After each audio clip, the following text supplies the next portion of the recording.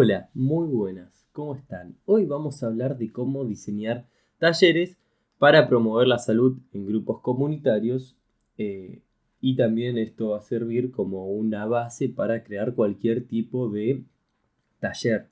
Así que si te interesa, quédate y empezamos.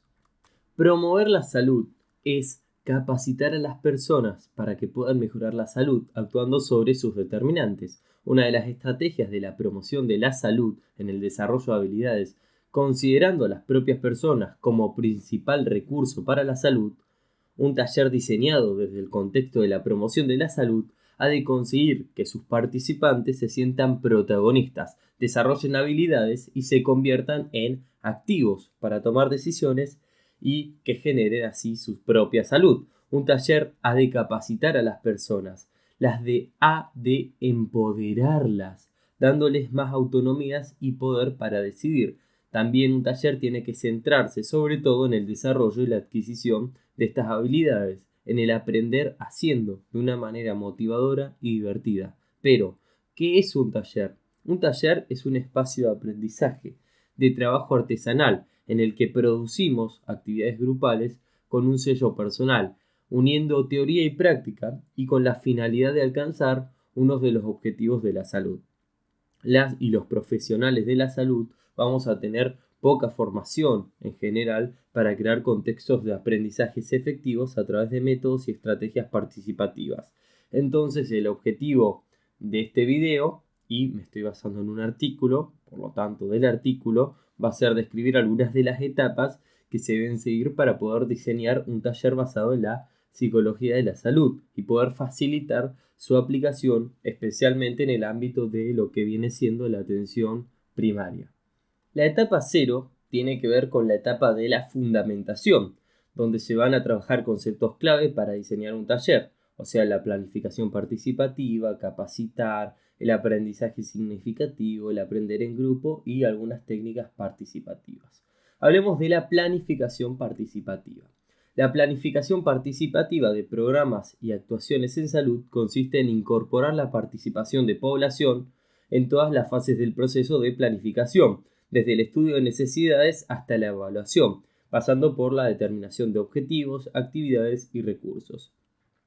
Las decisiones sobre qué hacer y cómo, con qué recursos, cuándo, dónde y cómo se va a evaluar el programa o intervención deben ser tomadas teniendo en cuenta los intereses de los protagonistas, o sea, los técnicos y la población, de manera consensuada entre ellos, que estarán siempre presentes en este proceso como una columna vertebral de la acción. El diseño del taller corresponde a la fase de la planificación relacionada con la definición de objetivos operativos y actividades, acciones concretas para alcanzar los objetivos formulados en relación con esas necesidades que deben ser compartidas tanto por los profesionales como la población implicada.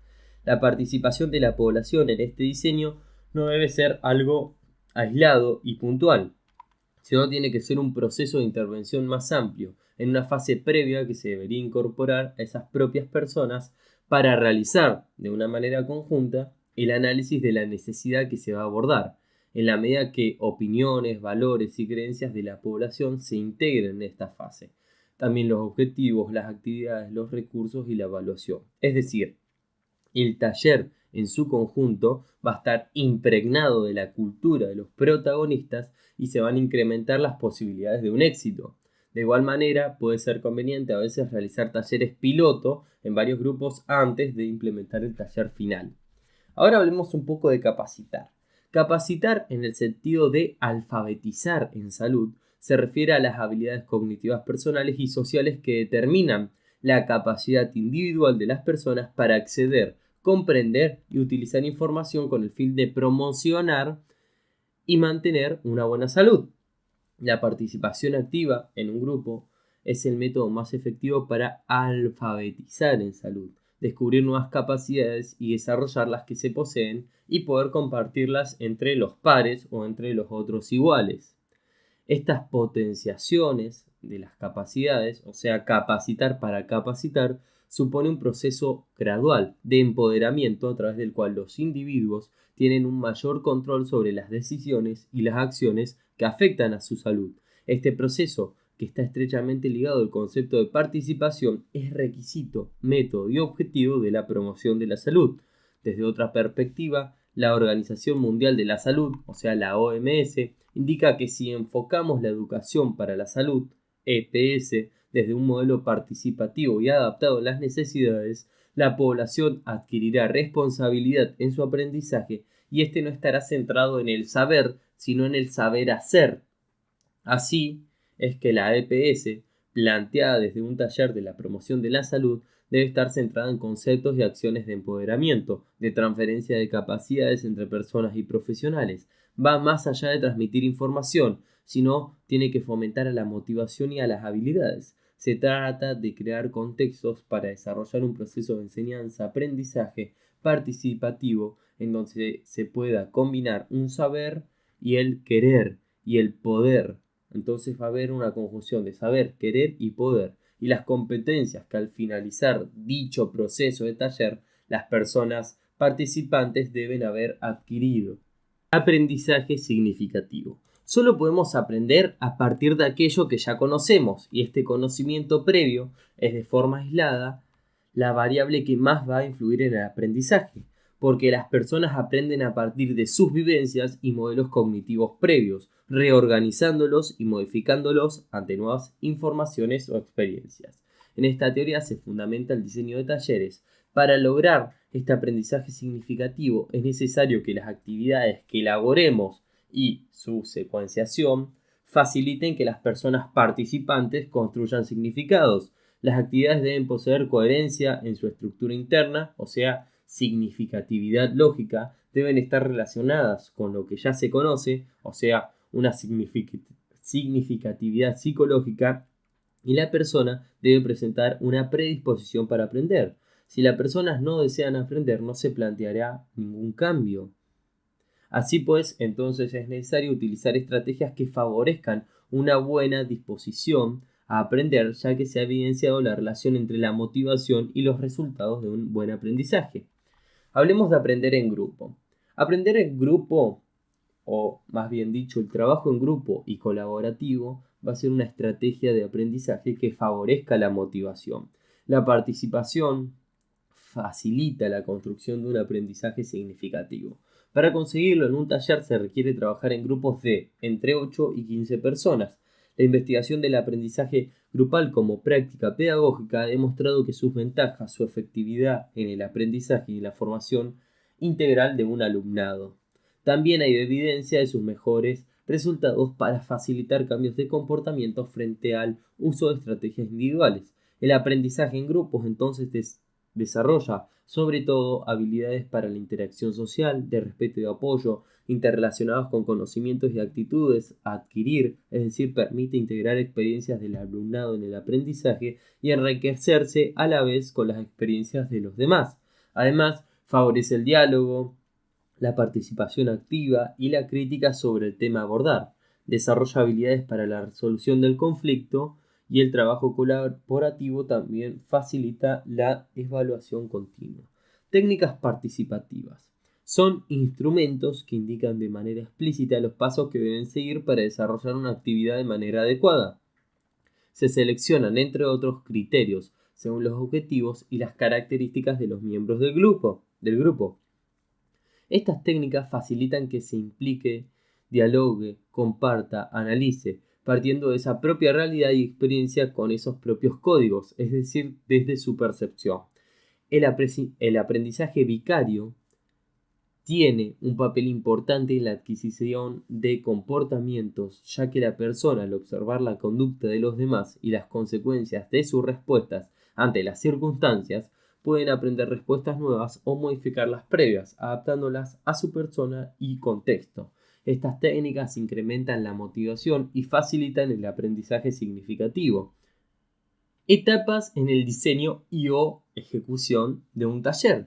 Se proponen 3 etapas que se basan en la práctica profesional y siguen una adaptación a un esquema de Metcalfe. Entonces, la etapa inicial. ¿Cómo empezamos? Esta etapa va a ser de vital importancia y está orientada al logro de una acogida agradable y un clima cordial que genere confianza entre las personas participantes en el taller a partir del PPT y entre ellas con las personas que dinamiza el taller a partir del PDT. Es importante llegar al lugar de la sesión con el tiempo suficiente para preparar todos los detalles, cuidar el espacio y la disposición de sillas, mesas, los materiales, etc. Y recibir a las personas que van llegando. La acogida no ha de improvisarse, es necesario que preparemos las palabras de recepción, como va a estar ahora en el esquema.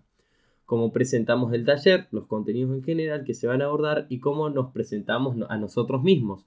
La posición que adopta el PDT respecto al grupo se percibe desde los primeros momentos. Es importante que sea horizontal y de cercanía, que también nos situemos como aprendices y artesanos juntos al resto del grupo. Esta proximidad habrá que continuarla y demostrándola con nuestra manera de hacer durante el desarrollo de la sesión o sesiones. En esta etapa se pretende iniciar y trabajar la cohesión grupal definida como el deseo de pertenecer al grupo como resultado de las relaciones entre sus miembros. Para conseguir esta cohesión, la PDT debe crear un contexto favorable durante las actividades de un taller.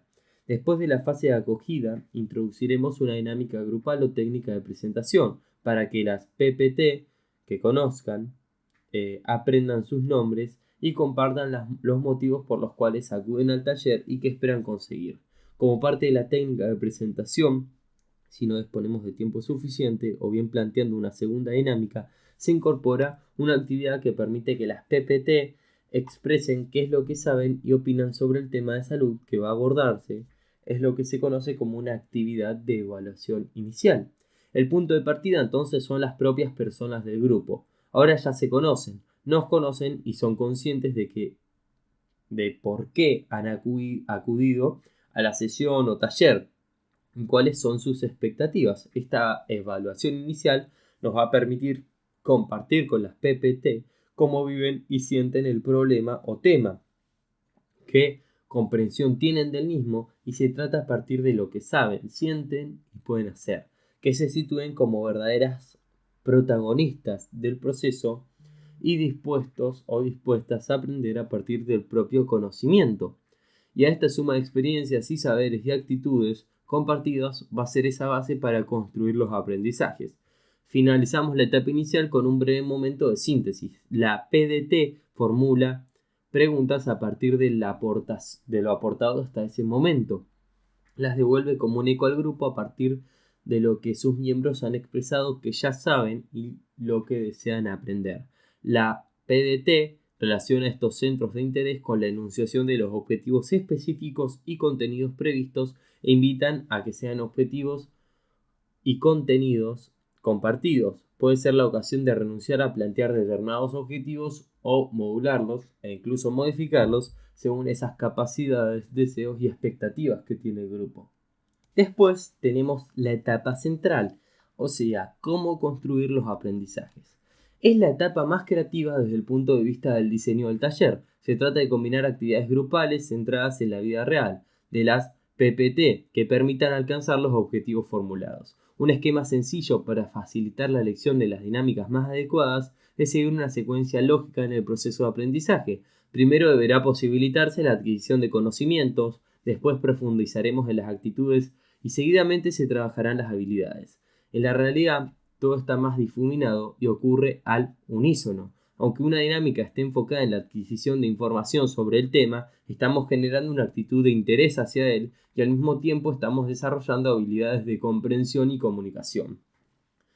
Adquisición de información, saber. Estos objetivos están relacionados con los conocimientos que debe adquirir el grupo. Son aprendizajes en la esfera cognitiva que se producen mediante procesos intelectuales. A través de la dinámica o dinámicas propuestas, la PDT, sería PDT, no lo aclaré, es la persona que dirige el taller, tiene que conseguir que el grupo adquiera una información veraz, actual y fiable sobre el tema en cuestión y promover un acceso o un proceso de asimilación personal de dicha información.